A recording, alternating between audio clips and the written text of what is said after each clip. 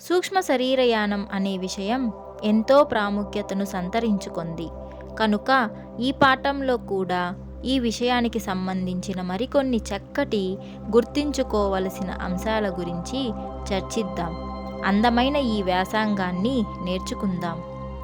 అత్యంత శ్రద్ధతో ఈ పాఠాన్ని అధ్యయనం చేయాలని మా సలహా. కనీసం ఇదివరకటి పాఠాలను ఎంత శ్రద్ధగా అధ్యయనం చేశారో అంతే జాగ్రత్తతో ఈ పాఠాన్ని గ్రహించండి. తరువాత సూక్ష్మ శరీరయానానికి ఓ శుభముహూర్తాన్ని మీరే నిర్ణయించుకోండి. రాబోయే కొద్ది రోజుల్లో ఓ సాయంత్రాన్ని మీ ప్రయోగానికి కేటాయించి ఉంచుకోండి. మీరు నిర్ణయించుకున్న ఆ సాయంత్రం నాడు సంపూర్ణ చైతన్యంతో సూక్ష్మ శరీరయానం చేస్తానని, అన్ని విషయాలు జరిగినవి జరిగినట్లుగా గుర్తుంచుకోగలనని నిశ్చయించుకోండి. ఏ పనినైనా ఓ నిర్ణీత రోజున చెయ్యాలని ముందుగా నిశ్చయించుకొని అందుకు తగిన జాగ్రత్తలు ముందుగా చేసుకోవడంలో ఉన్న లాభం గురించి మీకు తెలుసు. మన పూర్వీకులు ఒకే మాటని అనేకసార్లు పునశ్చరణ చేస్తూ ఉండేవారు. ఇంకొక రకంగా చెప్పాలంటే ఒక మంత్రాన్ని, అంటే ఓ విధమైన ప్రార్థన, కోరిక తీర్చమని ప్రాధేయపడే పద్ధతి నిరంతరం జపించేవారు. ఈ మంత్రం యొక్క ముఖ్య ఉద్దేశం తమలోని అచేతనా స్థితిలోని మనస్సును ఉద్దేశించి కర్తవ్యాన్ని మనం కోరే విధంగా జపించేటట్టు చూడమని కోరడం. చేతన స్థితిలో ఉన్న మనస్సుతో చేసే పునశ్చరణం 10వ వంతు మనస్సుతో చేసేది అయినప్పటికీ మిగిలిన 9 వంతుల అచేతన స్థితిలోని మనస్సుకు ఒక ఖచ్చితమైన ఆజ్ఞను చేరవేయగలుగుతుంది. మీరు కూడా ఈ కింద రాయబడిన మంత్రం లాంటి దానిని గాని జపించవచ్చు. ఫలానా రోజు సాయంత్రాన సూక్ష్మ శరీరయానం చేయబోయే నేను ఆ కార్యాన్ని నా సంపూర్ణ చైతన్యంతో నిర్వహించగలనుగాక. స్వశరీరంలోకి పునః ప్రవేశించిన తరువాత నా అనుభవాలన్నీ నాకు గుర్తుండగలవుగాక. ఈ యానాన్ని నేను నిర్విఘ్నంగా సాగించగలనుగాక. ఈ మంత్రాన్ని మీరు ముమ్మారు జపించాలి. అంటే ముందుగా ఓసారి జపించాలి, రెండోసారి పునశ్చరణ చేయాలి, మూడోసారి పునశ్చరణ చేయబడ్డ మంత్రాన్ని పునరుద్ఘాటించి సుస్థిరంగా ప్రతిష్ఠింపజేసుకోవాలి. ఈ ఆచరణ పద్ధతి మొత్తం ఈ విధంగా సాగుతుంది. ముందుగా మనం ఒక చేయబోయే పని గురించి ప్రకటిస్తాం.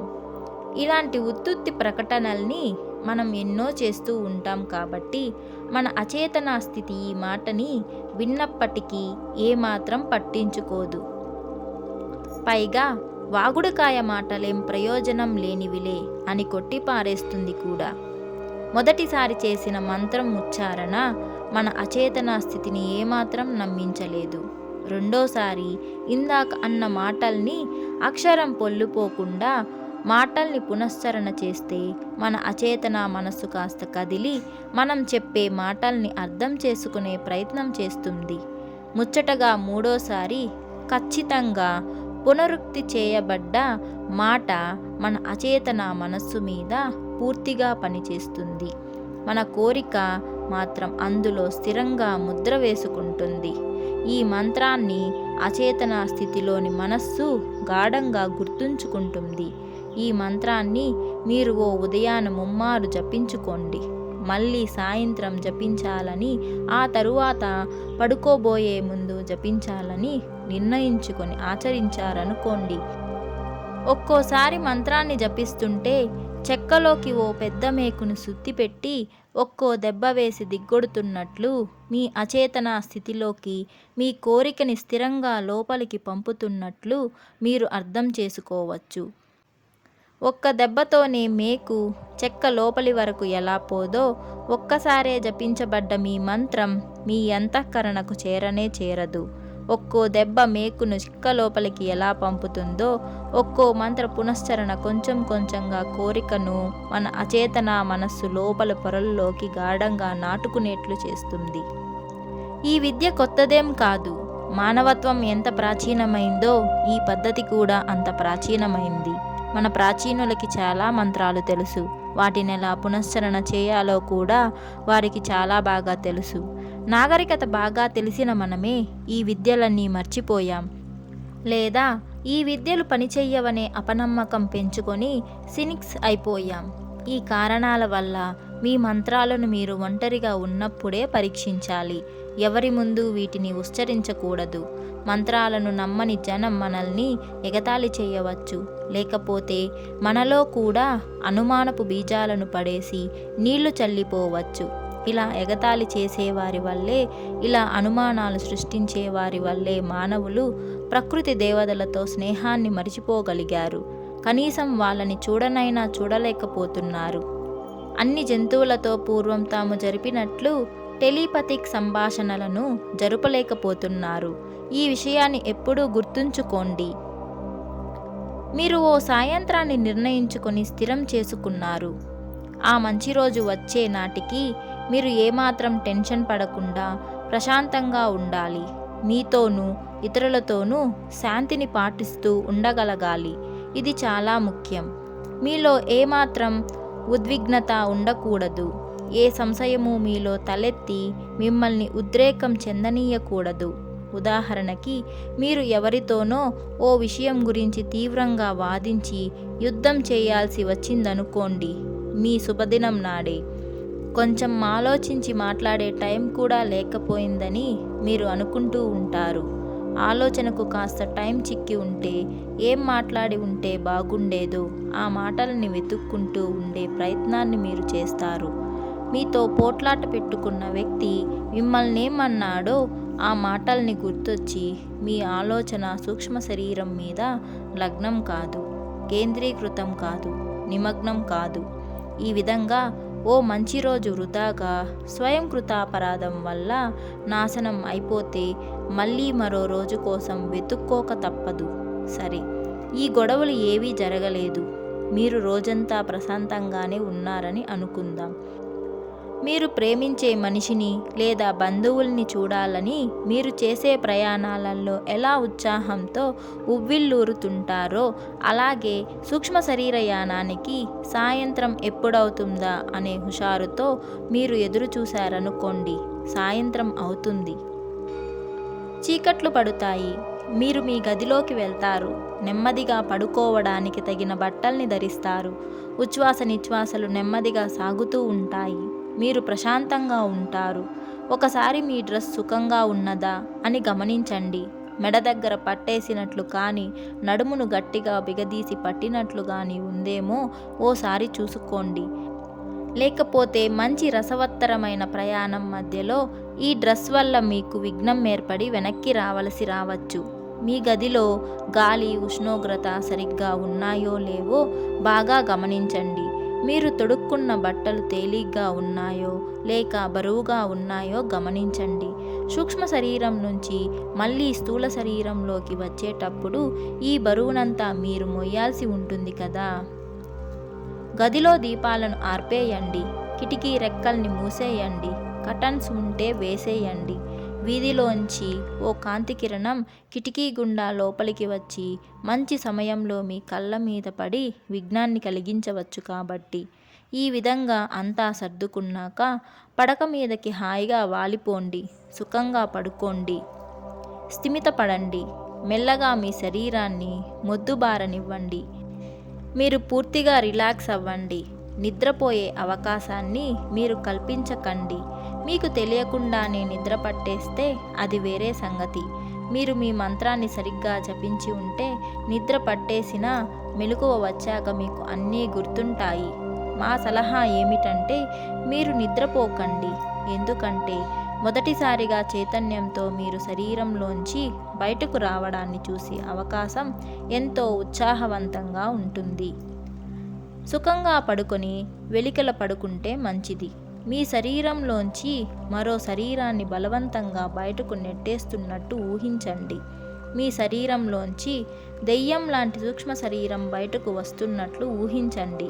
నీళ్ల కింద ఇరుక్కున్న ఓ కారు బయటపడి నీళ్లపైకి తేలి వచ్చే విధంగా మీ సూక్ష్మ శరీరం మీ స్థూల శరీరం అణువుల్లోంచి బయటపడి పైకి వస్తున్నట్టు ఊహించండి. గమనించండి.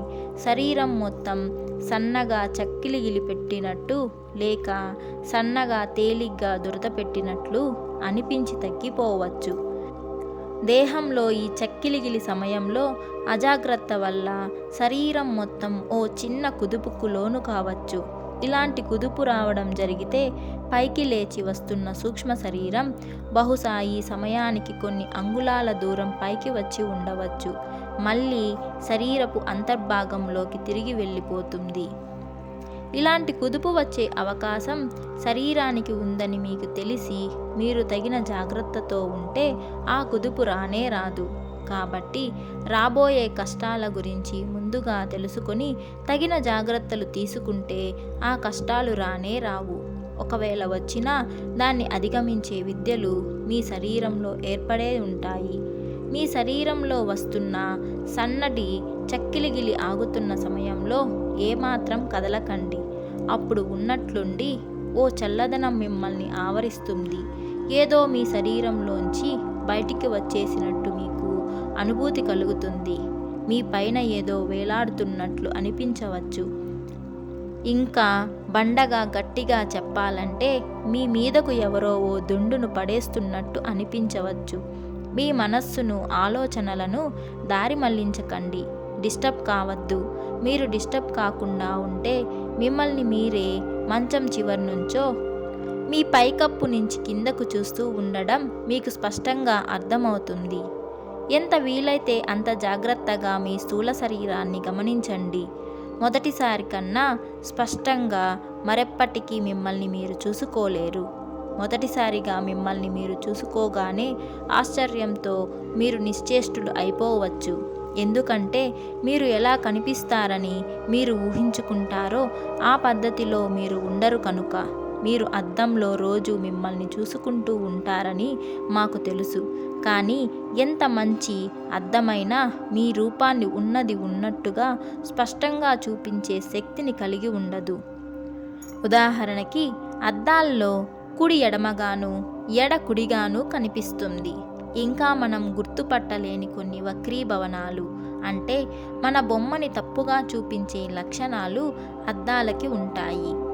మీ ఎదురుగా మీరే నుంచుని చూస్తే మీ స్వరూపం ఏమిటో స్పష్టంగా మీకు పూర్తిగా అర్థమవుతుంది. మిమ్మల్ని మీరు తనివి తీరా చూసుకున్నాక పరీక్షించుకున్నాక మీరు మీ గదిలో అటు ఇటు కదలడం ప్రాక్టీస్ చేయాలి. మీ బీరువా లోపలికో పెద్ద పెట్టి లోపలికో సులభంగా మీరు దూరి వెళ్ళిపోయి చూడవచ్చు. ఇంటి పైకప్పును ఏ ఇంటి భాగాలను మీరు మామూలుగా చూడటం కష్టమో ఆ భాగాలను మీరు సూక్ష్మ శరీరంతో సులువుగా శోధించవచ్చు. మీరు పరిశీలించే మూల ప్రాంతాలలో మీకు దట్టంగా పూత పూయబడి ఉన్న దుమ్మే కనిపించవచ్చనుకోండి. ఆ దుమ్ము కూడా మీకు ప్రయోగానికి పనికి వస్తుంది. ఆ దుమ్ము మీద మీ వేలిముద్రలు పడేలా చేసి చూడండి. మీరు ఆ పనిని చెయ్యలేరు. మీ వేలుతో పాటు మీ చేయి కూడా ఆ దుమ్ములోంచి, ఆ దుమ్ము వెనక గోడలోంచి కూడా స్పర్శా జ్ఞానం కూడా మీకు తెలియకుండా దూసుకొని వెళ్ళిపోతాయి అవతలి వైపుకు. మీ ఇష్ట ప్రకారం మీకు ఎలా కావలిస్తే అలాగ కదిలే శక్తిని కలిగి ఉన్నారని మీకు అర్థమైన తరువాత మీ సూక్ష్మదేహానికి భౌతిక దేహానికి మధ్య ఏం ఉందో పరిశీలించండి. సిల్వర్ కార్డ్ ఎలా మెరుస్తూ కనిపిస్తుందో చూసారా? కొలిమిలో ఎర్రగా కాలిన ఇనుప ముక్క మీద కమ్మరి సుత్తితో బలంగా కొడుతున్నప్పుడు ఆ ఎర్రగా కాలిన చోటులోంచి చిన్న చిన్న నిప్పురవ్వ లాంటి వెలుగులు పైకి విరజిమ్మడం మీరు చూసే ఉంటారు. ఆ వెలుగు ముక్కలు ఎర్రగా కనిపిస్తాయి. కానీ మీ సిల్వర్ కార్డ్లోంచి చిన్న చిన్న లేత నీలి లేదా లేత పసుపు రంగు కణాలు బయటికి ఎగురుతున్నట్లు మీకు కనిపిస్తాయి. భౌతిక దేహం నుంచి దూరంగా జరగండి. మీ సిల్వర్ కార్డ్ ఏమాత్రం బిగబట్టినట్లు అనిపించకుండా సునాయాసంగా సాగుతూ ఉండడాన్ని మీరు గమనించవచ్చు. దాని మందం కూడా ఏమాత్రం తగ్గదు. మళ్ళీ మీ భౌతిక దేహం వంక ఓసారి చూసుకొని మీరు ఎక్కడికి వెళ్ళాలనుకుంటున్నారో అక్కడికి వెళ్ళండి. మీరు ఎవరి వద్దకు వెళ్ళాలని అనుకున్నారో ఆ స్థలాన్ని ఊహించుకోండి చాలు. మీ ఇంటి కప్పులోంచి బయటకు వచ్చేస్తారు. కింద మీ ఇల్లు, మీ వీధి కనిపిస్తుంటాయి. తరువాత ఇదే మీ మొదటి పూర్తి చైతన్యంతో చేస్తున్న ప్రయాణం కనుక కాస్త నెమ్మదిగానే మీ సూక్ష్మ శరీరం పయనిస్తుంది. మీరు వెళ్ళాల్సిన చోటుకు చేరుకుంటుంది. కింద భూభాగాలన్నింటినీ మీరు స్పష్టంగా గుర్తించవచ్చు. సూక్ష్మ శరీరయానం మీకు కొంత అలవాటైన తరువాత మనోవేగంతో మీ ప్రయాణం సాగుతోంది. ఆ స్థితిని మీరు తెలుసుకున్న తరువాత మీరు వెళ్ళలేని ప్రదేశం అంటూ ఎక్కడా ఉండదు.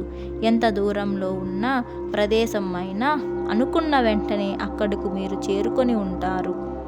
భూమి మీదే కాదు, ఎక్కడికైనా వెళ్ళగలిగి ఉంటారు. మీ సూక్ష్మ శరీరానికి గాలి అవసరం లేదు కాబట్టి మీరు విశ్వంలోని ఏ భాగానికైనా వెళ్ళవచ్చు. ఇతర గ్రహాలకు వెళ్ళవచ్చు. ఎందరో ఇదివరకు అలా వెళ్ళి వచ్చారు.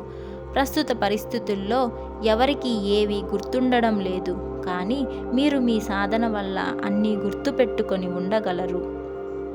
ఏ వ్యక్తి దగ్గరకు మీరు వెళ్ళాలనుకుంటున్నారో ఆ వ్యక్తి రూపాన్ని స్మరించడం మీ వల్ల కాకపోతే ఆ వ్యక్తి ఫోటోను ఒకదాన్ని గ్లాస్ ఫ్రేమ్ కట్టించకుండా ఉన్న దానిని సంపాదించండి. నిద్రలో మీరు ఆ గ్లాస్ ఫ్రేమ్ మీద పొర్లి అద్దం పగిలి గాయాలు కావచ్చు. ఆ ఫోటోను చేత్తో పట్టుకొని గదిలో దీపాలను ఆర్పేసే ముందు ఓసారి ఆ ఫోటో వంక బాగా చూసి గుర్తుంచుకునే ప్రయత్నం చేయండి. ఈ పద్ధతి మీకు సులభంగా ఉండవచ్చు. కొంతమంది భౌతిక దేహం సుఖంగా భద్రంగా ఉంటే సూక్ష్మ శరీరయానం చేయలేరు.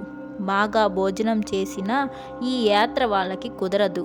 బాగా వెచ్చగా ఉన్నా వాళ్ళకి విఘ్నంగా ఉంటుంది. శరీరం ఇబ్బందిగా ఉన్న చోట్లో ఉన్నప్పుడే వాళ్ళకు సూక్ష్మదేహం విడుదల జరిగి ప్రయాణం సాగుతుంది. లేకపోతే బాగా చలిగానో ఆకలితోనో వాళ్ళు ఉంటే మరీ మంచిది.